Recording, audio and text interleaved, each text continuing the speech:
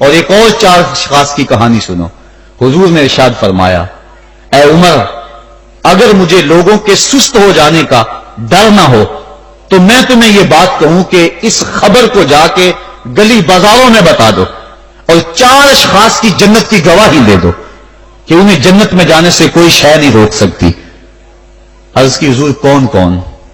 فرمایا ایک وہ عورت جس نے اپنی ساری محبتیں اپنے خامد پہ نچھاور کر دیں اور وہ اس حال میں مری کہ اس کا خامد اس پہ راضی تھا. جنت میں جانے سے اس کو کوئی شے نہیں روک سکتی. اور دوسرا وہ شخص جس کے بچے زیادہ ہیں, ذرائع آمدنی تھوڑے ہیں, لیکن اس نے اپنے بچوں کے پیٹ میں حرام کا لقمہ نہیں جانے دیا, محنت کرتا رہا, اوور ٹائم لگاتا رہا, مزدوری کرتا رہا اور اپنے بیٹوں کے لیے رزق حلال کی تلاش میں رہا. وہ بوڑھی کمر پہ بوریاں اٹھا اٹھا کے کام کرتا تھا اور اپنی کثیر اولاد کی پرورش کے لیے اس نے محنتیں بری کی اور ان کو حرام کا لقمہ نہیں کھلایا. فرمایا قیامت کے دن اس کو بھی جنت میں جانے سے کوئی شے رکاوٹ نہیں پیدا کر سکتی. اور تیسرا حضور نے فرمایا وہ شخص کہ جو اپنے والدین کے ساتھ حسن سلوک کرے اور اس کے والدین اس پہ خوش ہوں, اس پہ راضی ہو جائیں. اور چوتھا وہ شخص کہ جس نے ایسی سچی توبہ کی کہ گناہوں کی طرف پلٹنا اس کے لیے اتنا مشکل تھا جس طرح جانور کے تھن سے نکلا ہوا دودھ واپس نہیں جا سکتا, وہ گناہوں کی دنیا میں دوبارہ نہیں جا سکتا. تو یہ فرمایا یہ 4 شخص ایسے ہیں عمر اگر اس بات کا ڈر نہ ہو کہ لوگ سست پڑ جائیں گے تو ان 4 اشخاص کے بارے میں شہادت دے دو کہ یہ دنیا پہ چلتے پھرتے جنتی. تو ماں باپ کی خدمت کرنے والا, ماں باپ کو راضی رکھنے والا یقیناً اللہ کی نعمتوں کا حقدار ہے. وہ بدبخت ہیں بیٹے جو ماں باپ کو راضی نہیں رکھتے. اللہ کے حبیب صلی اللہ علیہ وسلم کی خدمت میں ایک شخص حاضر ہوا اور اس نے اذن جہاد طلب کیا. حضور میں جہاد پہ جانا چاہتا ہوں, مجھے اجازت مرحمت فرمائے. حضور نے فرمایا احی والدہ کا, کیا تیرے والدین زندہ ہیں؟ کالا نعم. عرض کی ہاں حضور میرے والدین زندہ ہیں. کالا ففیہما فجاہد, کہا جا ان کی خدمت کر, یہی تیرا جہاد ہے. ماں باپ کو بلکتا ہوا چھوڑ جائے, آپ جہاد پہ چلا جائے. ماں فالج میں گری ہوئی ہے اور بیٹا تبلیغی گشت پہ چلا جائے. باپ تڑپ رہا ہے اور بیٹا پیر کی چوکھٹ پہ جھاڑو دیتا پھرے. اللہ راضی نہیں ہوگا. میں سچ کہتا ہوں, اپنے بھی خفا مجھ سے ہیں, بیگانے بھی ناخوش, کہ میں زہر حلاحل کو کبھی کہہ نہ سکا کند. بات وہی کہتا ہوں سمجھتا ہوں جسے حق. میں ابلۂ مسجد ہوں, میں تہذیب کا فرزند. محمد عربی صلی اللہ علیہ وسلم سے بڑا پیر کون ہو سکتا ہے؟ لیکن حضرت وہ ویسے کرنی نہیں آ رہے.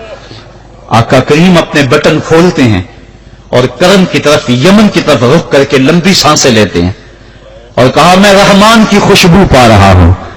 ایک دن صحابہ نے پوچھا بندہ نواز جس کے لیے تڑپتے ہو, جس کی ٹھنڈی ہوائیں آپ کو آ رہی ہیں, وہ آپ کا بڑا پیار کرنے والا ہے. کہا ہاں میرے سے بڑی محبت کرتا ہے.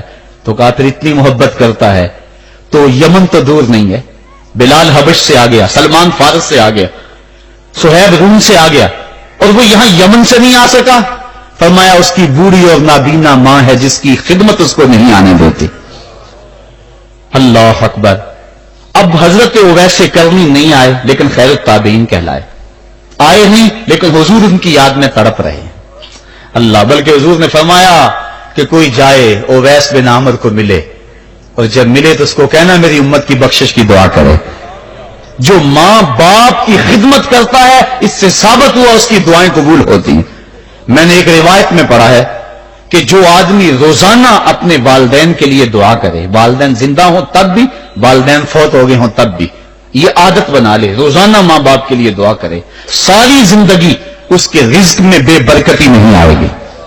اللہ اس کو رزق کی فراوانی عطا کر دے گا.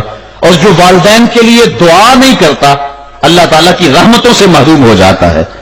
حضرت ابو ہریرہ رضی اللہ تعالیٰ عنہ جب بھی ہاتھ اٹھاتے تھے تو یہ دعا کرتے تھے, اللہم اغفر لابی ہریرہ ولی ولی من استغفر لہما. اے اللہ ابو ہریرہ کو بخش دے, حضرت ابو ہریرہ کی ماں کو بخش دے, اور قیامت تک جو ہم دونوں کے لیے بخشش کی دعا کرے اس کو بھی بخش دے. حضرت امام محمد بن سیرین ایک بزرگ ہوئے تابعی, جب بھی دعا کرتے تھے یہ دعا ضرور کرتے تھے, اے اللہ ابو ہریرہ کی بخشش کر دے کسی نے کہا کہ تمہیں ابو ہریرہ رضی اللہ تعالیٰ عنہ ان کی ماں سے بڑی ہمدردی ہے. کہا ان سے جو ہمدردی ہونی ہے وہ تو ہونی ہے. انہوں نے کہا ہوا ہے اللہ ابو ہریرہ اور ان کی ماں کو بخش دے, جو ان کے لیے دعا کرے اس کو بھی بخش دے. تو میں دعا کر کے اپنی بخشش پکی کر رہا ہوں. تو والدین کے لیے دعا کرنا اللہ کی رحمت کو دعوت دینا ہے. تو فرمایا کہ جاؤ اویس بن عامر کو جانا اور جا کے اس کو میری امت کے لیے دعا کا کہنا. حضرت سیدنا عمر فاروق حضرت علی المرتضیٰ گئے, جا کے ڈھونڈا, تلاش کیا, اویس بن عامر ملے, حضور کا سلام کہا, بس پھوٹ پھوٹ کے رونے لگے. کہا بتاؤ میرے رسول کے لبوں پہ میرا نام کیسے آیا تھا, حضور میرا جب تذکرہ کرتے تھے کیسے کرتے تھے. یہ درد دیکھا تو بولے کہ کیا آپ اتنی محبت رکھتے ہیں تو پھر ملنے کیوں نہیں آئے حضور کو, اتنا جو پیار رکھتے ہیں تو زیارت کرنے کیوں نہیں آئے. تو حضرت اویس کرنی نے بات کے رخ کو بدلا. کہا تم نے میرے رسول کو دیکھا, تم نے میرے رسول کی زیارت کی ہے. کہا ہاں ہم تو صبح و شام وہاں رہے ہیں. کہا پھر بتاؤ حضور کے یہ ابرو جڑے ہوئے تھے یا کھلے ہوئے تھے. اب دونوں حیران ہو گئے. کہا تم نے تو دیکھا, میں نے تو دیکھا نہیں, تم بتاؤ نا. پھر میں تو گیا نہیں, مجھے کہتے ہو گیا نہیں, تم بتاؤ حضور کے ابرو جڑے ہوئے تھے یا کھلے ہوئے تھے. حیران ہیں. کہا حضور آپ ہی بتلائیے. کہا کوئی دور سے دیکھتا تو جڑے ہوئے نظر آتے, قریب آ کے دیکھتا تو کھلے ہوئے نظر آتے. یہ وہ ہے جو ماں کی خدمت کرتا رہا اور حضور کے دربار میں حاضر نہیں ہو سکا, لیکن حاضری اس کی تھی, وہ جہاں بھی تھا وہ نبی کے قرب میں تھا.